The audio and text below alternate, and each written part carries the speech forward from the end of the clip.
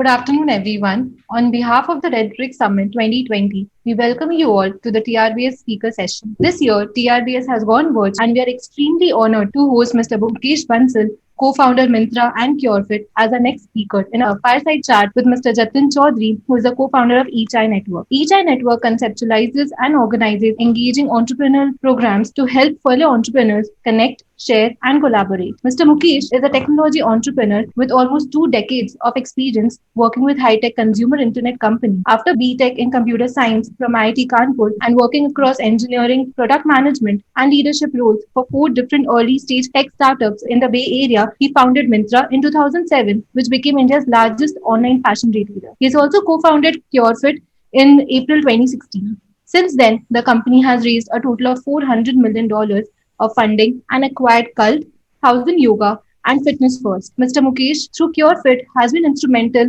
in changing landscape of India's health and fitness industry. Over to you, sir. Thank you so much. Thank you so much, TRBS team, for giving this opportunity to interact with Mukesh. Mukesh, first of all, thank you so much for being part of this. Always read about you, always fascinated with the brand that Myntra has become, and you were able to do it again and again with CureFit. Mukesh, first thing first, what was your eureka moment to start Myntra? What was the pain point you thought, this is how I'm going to build it?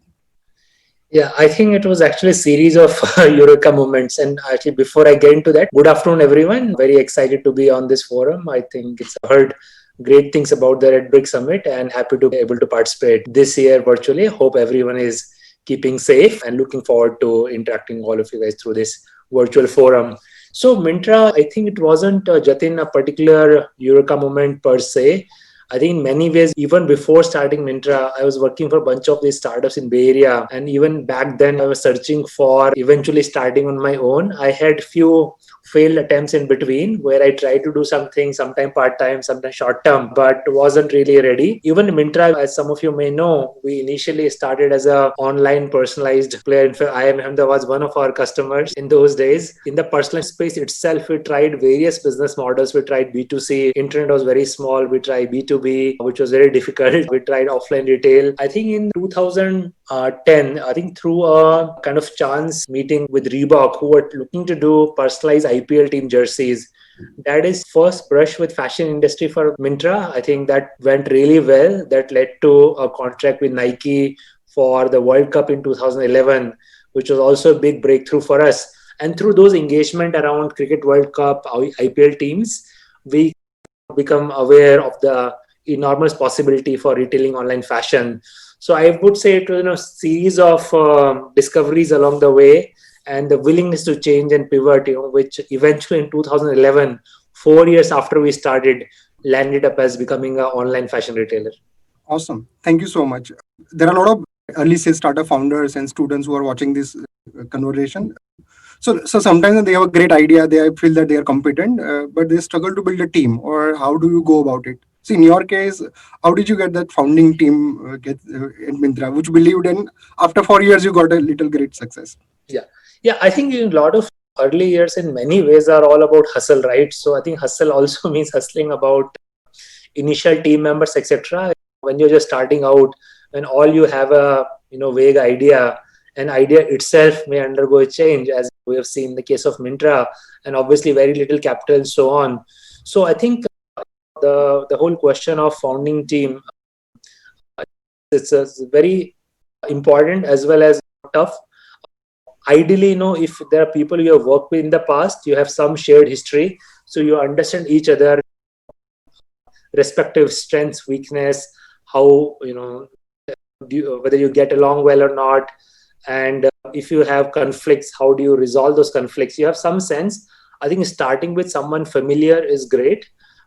Again, you can't always be in the driver's seat. You may not have your colleagues who are willing to start with, so you should be open to looking with an open mind and exploring your extended networks. For me, I ended up funding initial Myntra co-founders from the IIT Kanpur alumni list, Ashutosh and Vineet. I found them on alumni list. They were 2 years my junior from college, but I didn't know them when I was at college.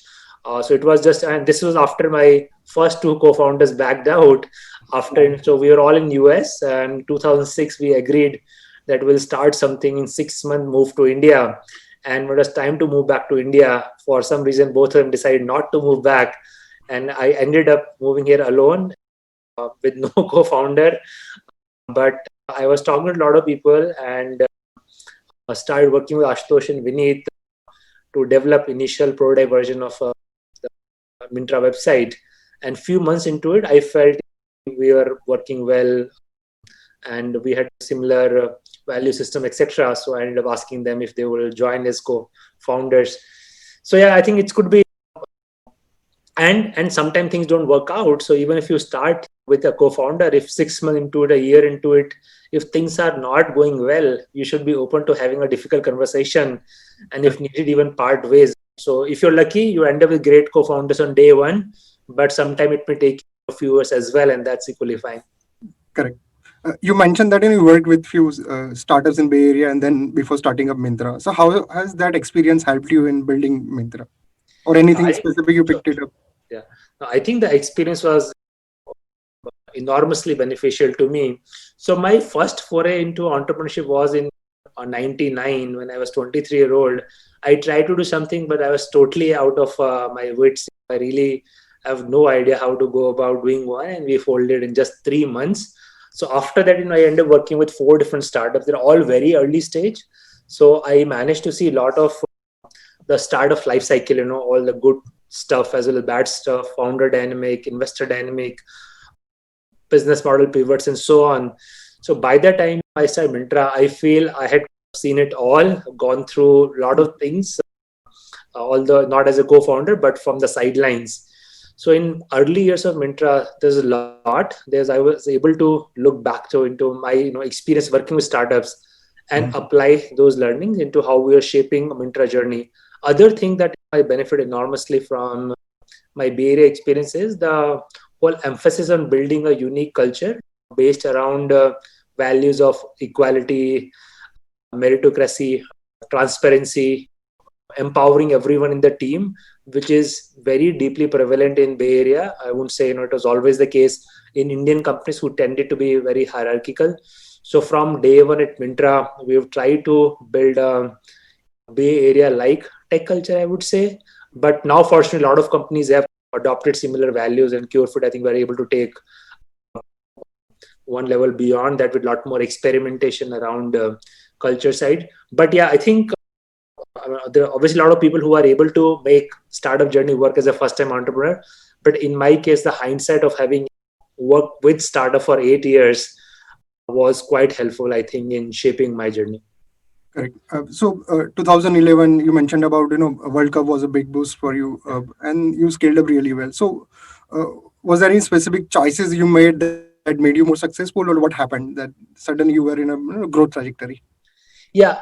The growth phase came over a period of time, but I mentioned that in 2010, this one IPL team reached out to us. I think, but we recognize that if one IPL team can do it, why not all 8 IPL teams? So we systematically started going after all 8. And then by next year, we had contact with basically all the 8 IPL teams. And we pursued Nike relentlessly because we knew World Cup is coming. And once they agreed to do something with us, we went all out to make sure that contract was a success, because that will give us a lot of a boost to think more broadly. And I think the big leap of faith for us was we were still a personalization company with IPL teams and Nike.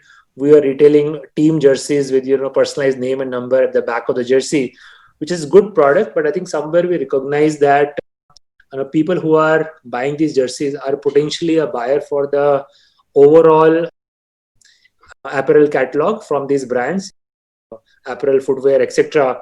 So sometime in the middle of 2011, we decided that was a big change to go from personalization to retailing a full catalog of all these sports brands to begin with.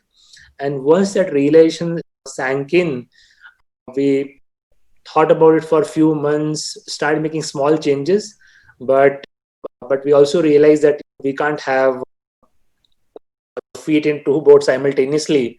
And in 2011, finally we took the call to completely shut down personalization.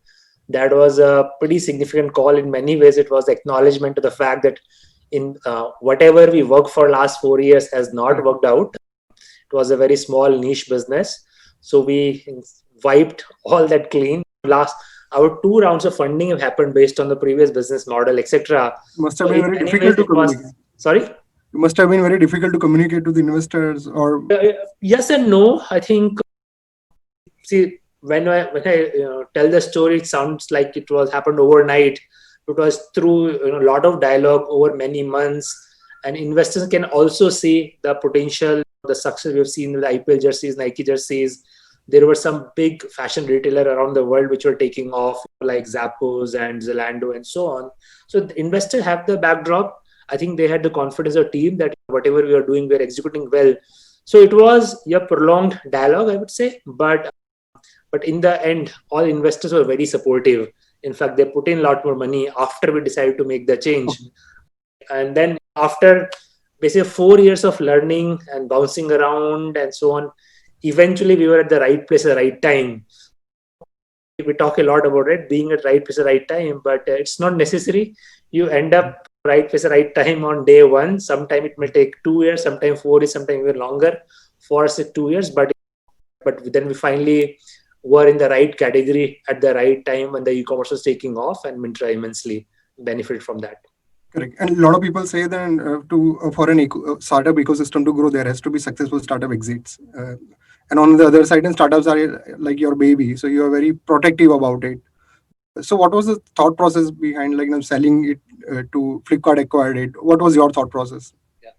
Yes, in my perspective, exit is right. See, you look at just if you think about what does exit mean.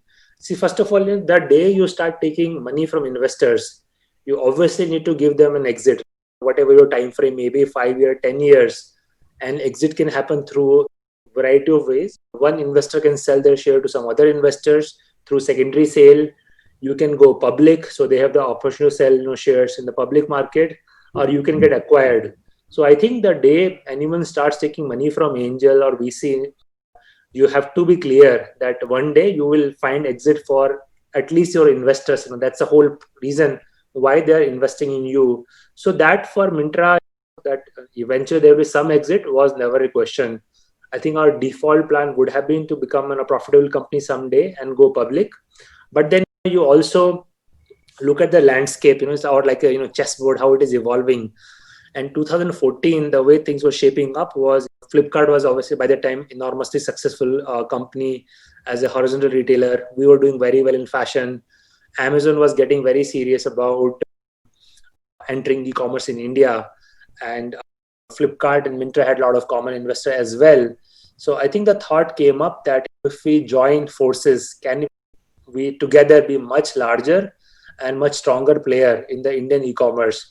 So once that realization became clear, it just made a lot of sense, right? So it was not necessarily even exit-driven decision. When Flipkart acquired Myntra, we just closed our Series D round at the time for $50 million with Premji. So there was no financial pressure per se to go ahead with the exit. But I think all of us on the table recognize that combined Myntra and Flipkart can be a very strong player. Myntra actually, there was an exit on paper in some ways, but most of Myntra investors decided not to cash out and swap their Myntra shares for Flipkart shares, which eventually worked out very well for them with the Walmart acquisition. But I think the whole exit discussion was driven from the spirit to can we create much larger value for all the shareholders involved.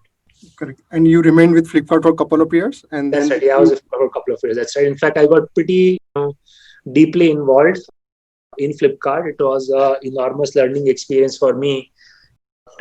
At that time, Flipkart was the largest, fastest scaling company in the country, a much bigger scale than Myntra. So got an exposure to all of that. I think thoroughly enjoyed those 2 years. And at some point, I felt ready to move on and start something new. And then it's to start again. Again, the same, we go back to the square one. What was the trigger to start CureFit? And this time you had a different founders also. Right. So what was that thought process? Yeah.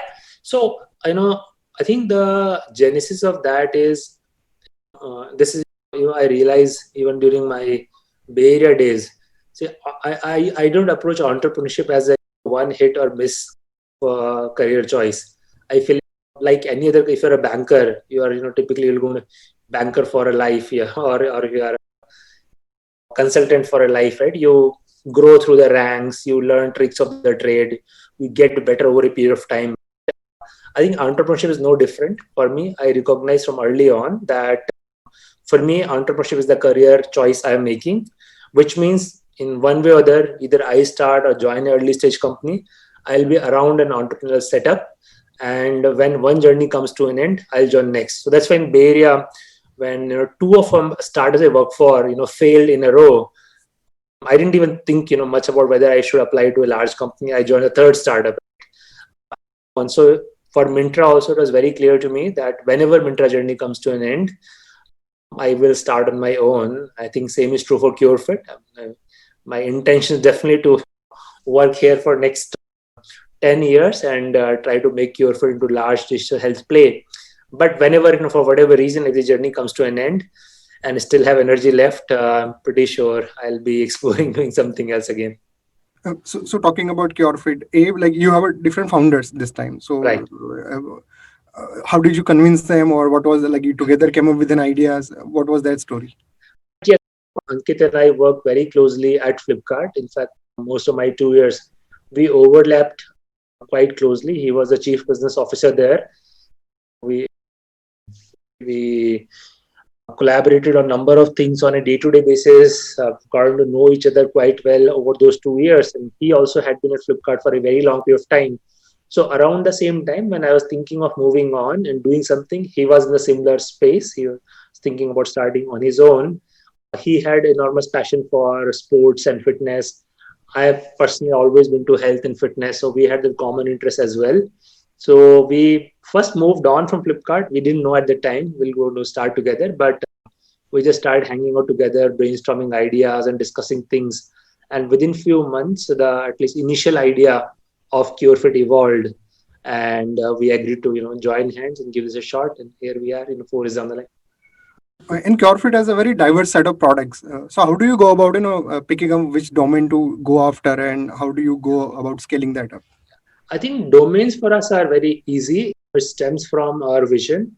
We have defined CureFit vision as making health easy for people.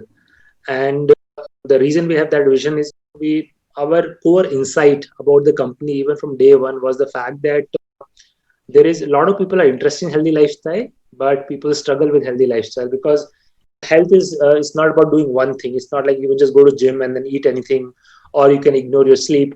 It's about bringing all elements of healthy lifestyle together and pursuing actively on a day-to-day basis. And that's a problem we want to solve. So for CureFit to live up to its vision of making health easy, we need to get everything you need for healthy lifestyle, right? Which means we need to get into all these categories. But it's also difficult to get into all the categories simultaneously because there's a different domain knowledge, different skill set, different investment profile, and so on. So every year we have been adding to our category portfolio, but most of our effort goes into few categories while we're incubating some other categories. If I take a 10-year picture of CureFit, our vision is whatever you need for healthy lifestyle and wherever you need it. If some solution need to be provided at home digitally, or the solution need to be provided offline, all of it will be available, and we'll intelligently integrate all of it. So the CureFit app behaves like your personal health coach, can guide you your journey every step of the way, create a personalized plan for you, take care of motivating you. In health, there's a huge problem of motivation. People drop off. So how do we solve for that? And hence, we have really no choice. We need to sooner or later get into all the relevant categories. Some of these categories we built from scratch. Some we acquired very early stage companies. We continue to look for more acquisition as well. But yeah, it's also not easy. It's important that we stay also very focused, that even if you're working on 5-6 products simultaneously, only 1 or 2 are getting most of our attention, and rest we are developing with a long-term time frame. Correct. And Cult has become a cult brand among the users. So how do you go about building that? Yeah, I think I don't know if there is any template or formula for you. You can say going to build a brand like that. I think it's probably the answer lies in how do you go about doing it, and also why you are doing it. I have always believed that great brands can only be built around great product. So the necessary ingredient to building a good brand is to first have an outstanding product. And we op- we have operated in Cult with that mindset. In the early years, we paid a lot of attention to the experience we were able to deliver in Cult centers. If we compare an experience in Cult center to a typical gym, we felt that typical gyms, leaves a lot of thing to be, desired. There is really no one helping you. You don't know what to do, what workouts to follow. You have your cell phone with you. You're continuously distracted. If you want a good experience, you have to buy personal training, which may be very expensive, so on.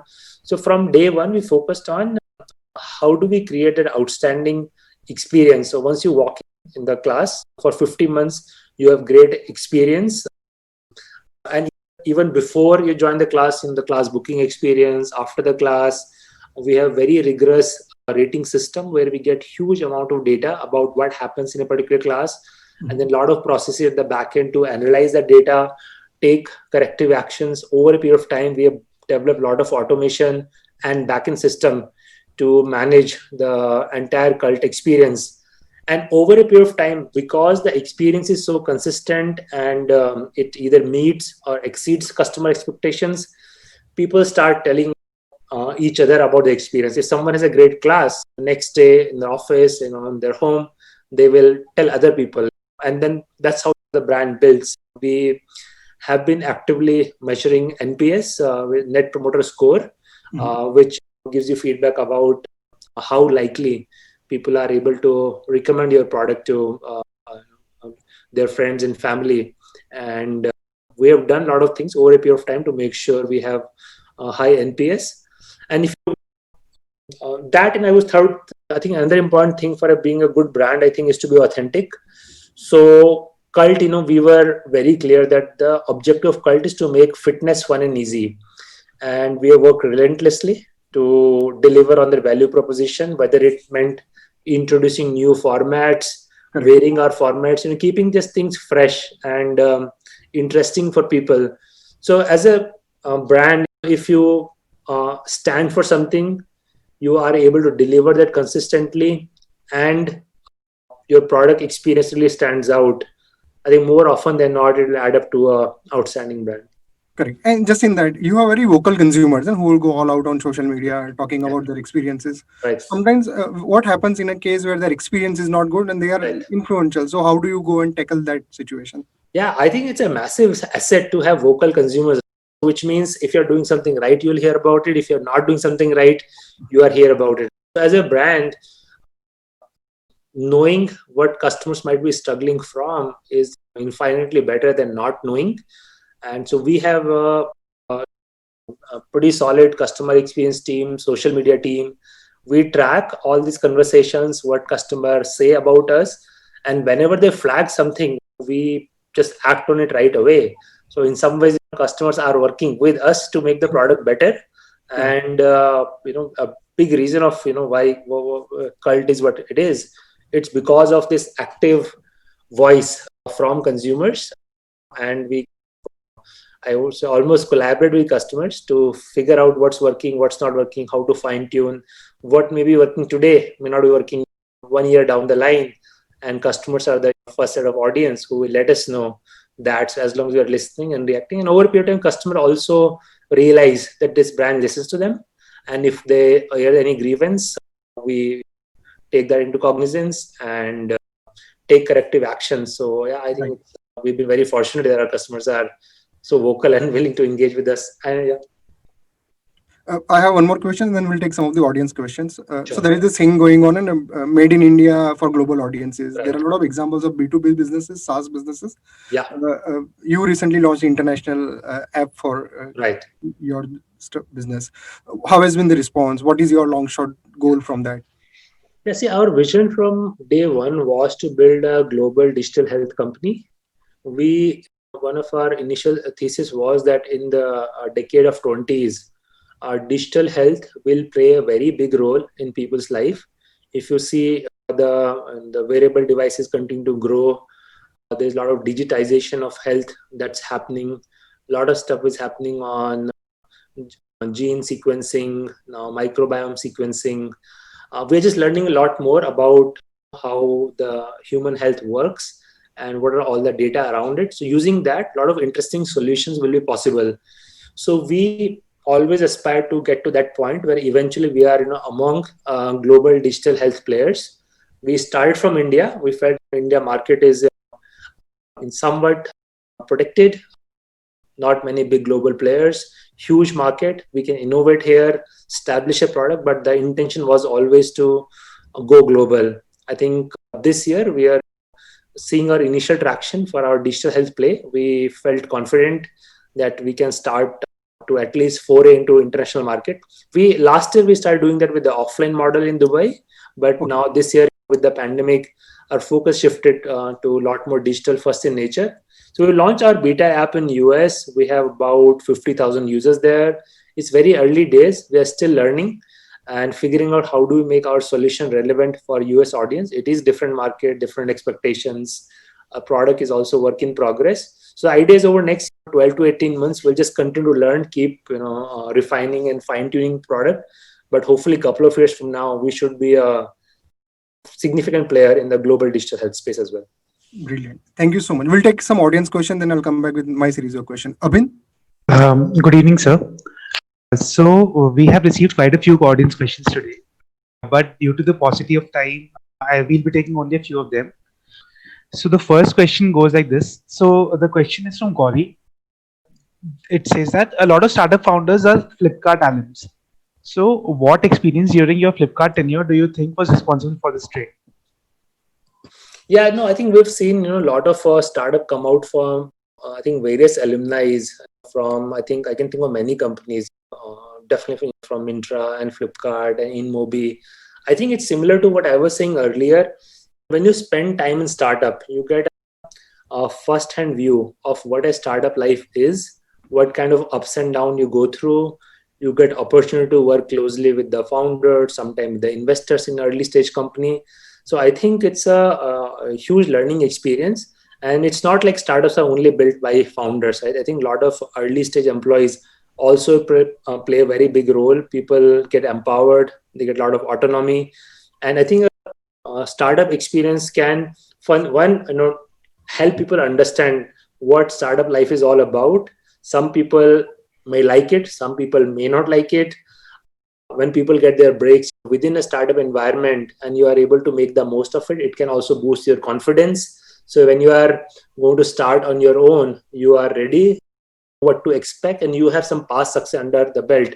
I think some of these startups in India who has gone through massive scale up, I think they created this platform and environment for large majority of people who were there on the front lines, who experienced it firsthand, who were able to contribute in a very big way in a fast growing environment. And it's very heartening to see a lot of them have gone on and built very exciting companies.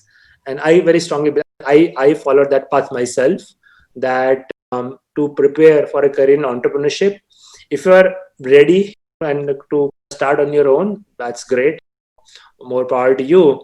But if you want to take some time and learn and prepare, it's not a bad idea to work in some startups for a while and until you feel you're ready. Okay, sir. Thank you so much for that answer. So the next question comes from Srishti, and she asks that in the initial years of Myntra, the economy was going through the crises of 2008, and also while its rise, we went through a mum year in 2013 in terms of the Indian economy. So what do you feel enabled you to deal with these crises effectively? No, I see. Building a startup is a long-term journey. It easily take 10 plus years, and what that means is in that such a long period, you are going to encounter all the macroeconomic ups and downs as well. And macroeconomic something as an entrepreneur you obviously do not control. If you look at it, I think she's right. There's a 2008 financial crisis. 2013 was very slow for Indian economy. Then the current year, if you look at, in fact 2016 also there was a lot of headwinds, and then again 2020 it's just a lot of challenges that startup facing. So I think as a startup founder, first of all, you need to almost anticipate that if you look at next 5 years, there may be 1 or 2 very bad year, and those 1 or 2 bad year, maybe it may happen because of macroeconomic situation. It may also happen because maybe you just made some wrong calls, and by the time you undo and you come back, that kind of time will go. So it's very important that you figure out how can you survive and play the long term game, so you can ride out these ups and downs. One of the key thing for that is sufficient funding. If you raise money, sometime startup is carried away and also start spending too much money. I think if you can be conservative about how you spend cash and create yourself 2-3 year runway at least, so that when a bad year hits, you are able to ride it out. If the bad year hits like 2008 or 2013, it may even be better to cut down your cost significantly, so you further prolong the runway. So in a good year, you think about how do I make the most of it by growing really fast, growing my market share and so on. But in a bad year, your frame of reference may shift. You can think, how do I ride out this year by spending least amount of money possible, but making significant progress with my product. So by the time when the economy turns around and people are ready, your product would have progressed significantly. You might not have grown, you might have degrown also, but it doesn't matter in the long term time frame. While most people might be struggling during the lean year, you are relentlessly making your product better. And I think in 2013 exactly same thing happened in Myntra. I think we made a lot of progress with our product. We struggled throughout the year financially, fundraising and so on, but our product kept getting better. And by the time 2014 came around, we were so much differentiated than anyone else in the marketplace. So I think there is people use this saying a lot these days, never let a crisis go to waste. I think when a bad year hits you, that's the right time, right frame of mind to be in. So now that crisis is here, let me embrace it and let me see how I can make the most of it. Okay, sir. Thank you so much, sir. So the next question comes from Arpit. He asks, with the pandemic bringing mental health to the fore, CureFit creating awareness campaigns for the same, what do you feel needs to change about our approach towards these issues? Yeah, I think it's a very important question. I think in India, we are living through an epidemic of mental health. It's very widespread. A lot of people suffer from various kind of stress, anxiety, depression, panic, and so on. And a lot of it goes unaddressed, and these cases have only worsened during pandemic times, where people have a lot of genuine fears and social isolation and so on. I think the entire category needs a huge amount of innovation, and even before that, awareness, removal of social stigma. I don't think any one company alone can do anything about it, but I think fortunately, if you look all around us, more and more people are talking about this. From celebrity onwards, we are seeing more and more solutions come up. I think there is a big acknowledgement that for milder form of mental health issue, just some form of meditation, yoga, sleeping better, healthy social environment, etc., can play a big role. And then beyond that, I think people are a lot more open to now seeing a therapist or psychiatrist. At CureFit, we are trying to address the same through our MindFit offering. We have a whole bouquet of offerings from meditation, yoga, online therapy services, etc., and we are seeing good uptake. But I think as a country, we are still a long way. Overall, even on one hand, the prevalence of mental health issue is massive. The supply and the solution, the market is very small. Very small number of people ever get a formal solution. I think so. As we make progress with awareness, removal of stigma, availability of world-class solutions, hopefully we'll be able to address much larger segment of population, which is very much the need in the country. Okay. Thank you, sir. Thank you so much. The next question comes from Rohit. He asks, so early entrepreneurs face a lot of challenges in convincing people in the validity and authenticity of their ideas. How did you go about your convincing others of your novel ideas? Yeah, first of all, that's not a surprise, right? If you look at, let's put yourself in the shoes of let's say VC or even a potential co-founder. If you start saying yes to every first person who comes to you, you will be both out of money and you would have backed in a lot of bad ideas. The person at the other end really need to do their diligence and need to understand. So as a founder, it's one is to assume that in your whatever you are trying to convince people of, whether to join your company as a founder or join as an employee or a customer to buy a product or investor to invest money, you will be getting a lot of no's. And you should definitely not get into entrepreneurship if you can't take no, or it affects your ego or pride, because the journey will be full of lots of no's. Till date, most of investors I talk to, despite Myntra journey, most of them say no, that they will not invest in CureFit. They say no. Many of them say no multiple times. No for Series A and Series B and C. But maybe. But every new round, I go back to them and try to explain to them, look, we have now made progress and we have got these metrics and so on. Someone may get convinced, someone may not get convinced. So one is you need to first have enough of your own conviction. You need to be relentless. I think I learned very early days in my entrepreneurial career that no means not now. It does not mean no forever. So it doesn't. When someone is saying no to you today, there is also a feedback hiding in that.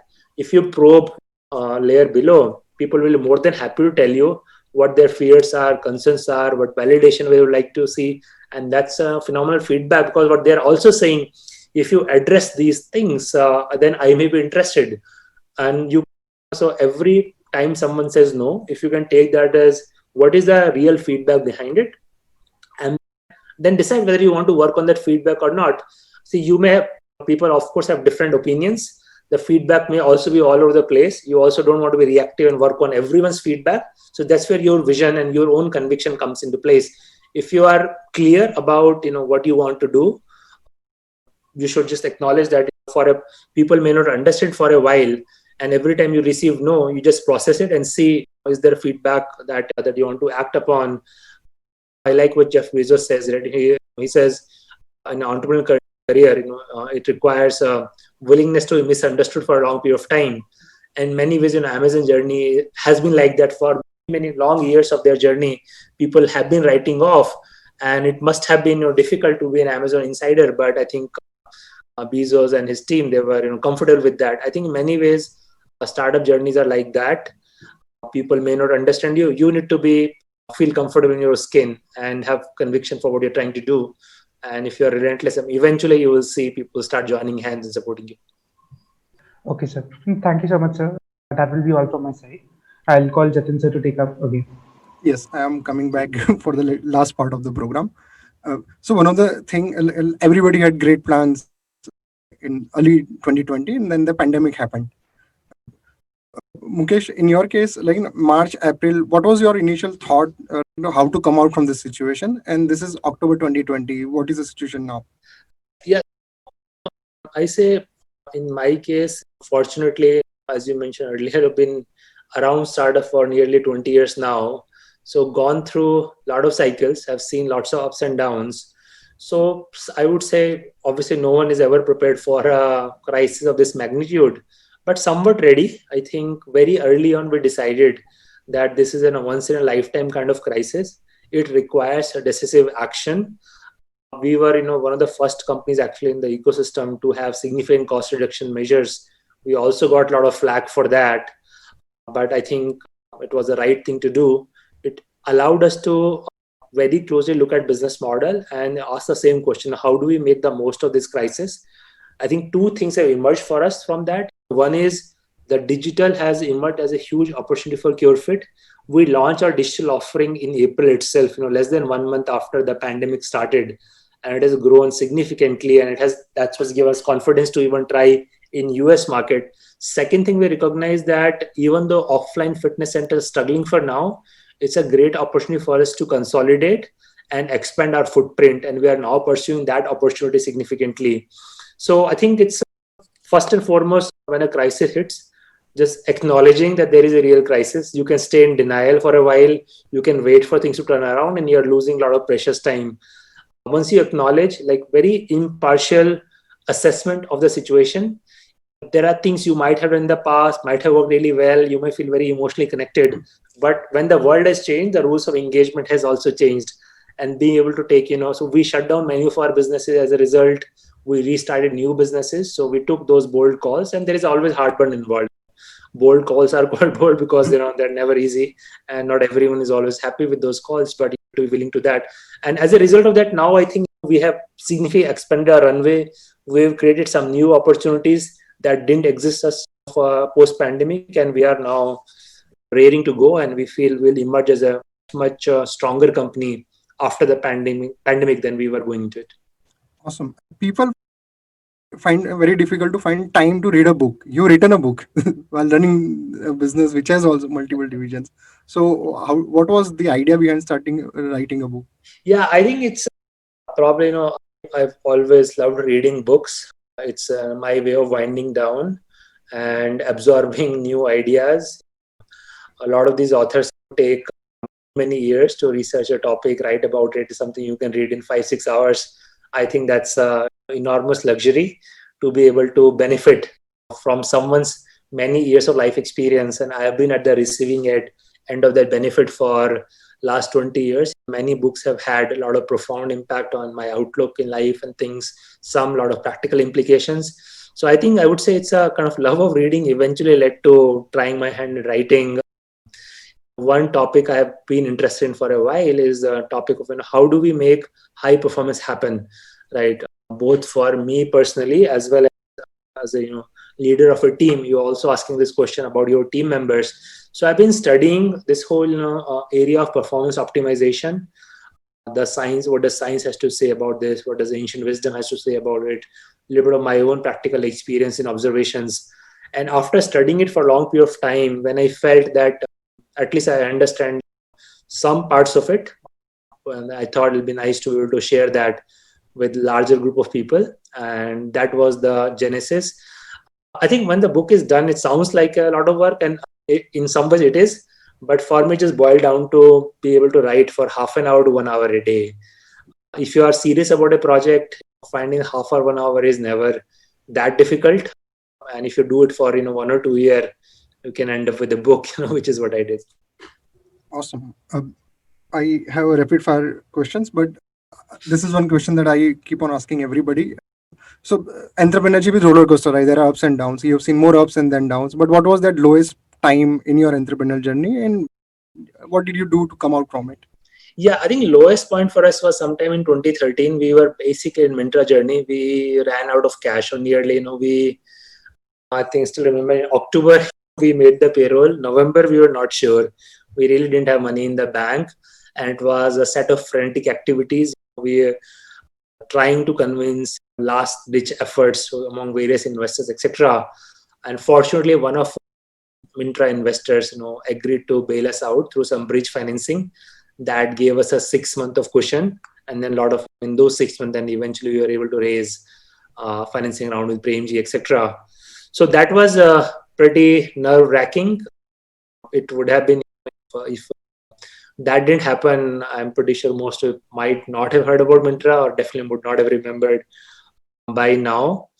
And I think only thing that in some ways helped us is one is just in some ways we were relentless. We were, even though we had our backs to the wall, we were executing as best as we possibly could. I think we are also developed enough credibility and trust with the investors, and that's why some of them were willing to bail us out despite facing a difficult situation. All the good karmas with investors, the track record of delivering our past promises in some ways helped us at that time. But again, there's a big stroke of luck as well. I will certainly not take full credit for this. The draw of the luck could have very easily gone other way. And that's fine too. That's a part and parcel of an entrepreneurial journey. I think risks are very high, mortality rate are very high. Startups die sometime because of your mistakes. Sometimes you've done everything right, but just stars may not align for you. And as long as you understand that as an entrepreneur, then whether things work out or not, you will be at peace. And one great positive trend that is happening is successful founders investing in early stage startups. So you also invested in some of the startups. So there would be some early stage startups watching it. So you as a potential investor for them. So how do you invest in startups? So what's your thought thesis around it?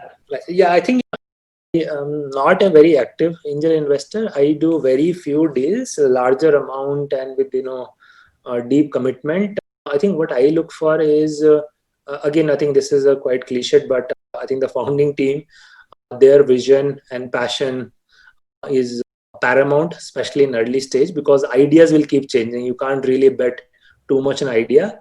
But domain, I look for domains where I'm personally interested in, where something will I just enjoy. I think that's I think it's important to me as an angel investor, but also for entrepreneurs to get into field that they can have fun on a daily basis, learning about it, doing stuff in that, because you can't find energy every day. Only focus on end goal or outcome, which may take many years.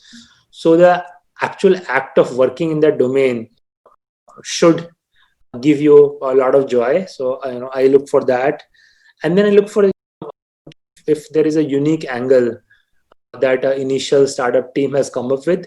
See, in early days, each startup can be ambitious and you can be world beating company in 15-20 years, but in first year or two you just need to find a foothold, and it doesn't matter how small or big that foothold is.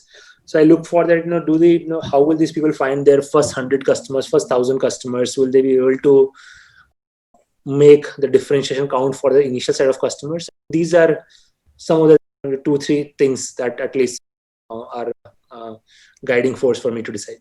Yeah, thank you so much. We have 2-3 minutes, so I'll just run through some of the questions. There is a question that my friend who's she's building a mental wellness startup. So what would be your advice for startups who are trying to build it as a business? Mental wellness, think very long term and try to find a product which is scalable. Today, therapy is the more go-to product, but doesn't really scale because you have to, one therapy can do only few sessions a day. It's also very involved process. So if you can innovate, figure out a lightweight way for you to offer a solution, a trial solution for first, so that with 10-15 minutes of investment, someone can see at least initial benefit. I think it will draw in a lot more people. We are trying to solve the same thing. I don't have all the answers, but it requires a lot of innovations from people like you. Awesome. So last 2 minutes, you just have to answer without thinking too much. Which is your favorite book apart from the book you wrote? Yeah, I love this book. It's called Guns, Jumps and Steel. It's a history and anthropology book and helps you understand the overall how the kind of modern world came to be through various quirks and accidents of history over the last 1,000 years. Thank you so much. You inspire us. Who inspires you? So say it again. You inspire us. We look up to you as a founder. Who inspires you? It keeps changing. A lot of people. Like I think anyone, if I come across someone who is working on something with deep passion, I find it very inspiring. Okay. Which activity you love doing enjoy doing the most? And if you were not building CureFit, what else you would have been doing?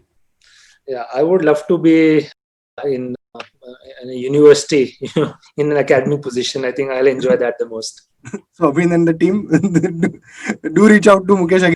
And if you were to get a superpower to be able to do your whatever stuff you are doing really well, what would that one thing you would look forward to?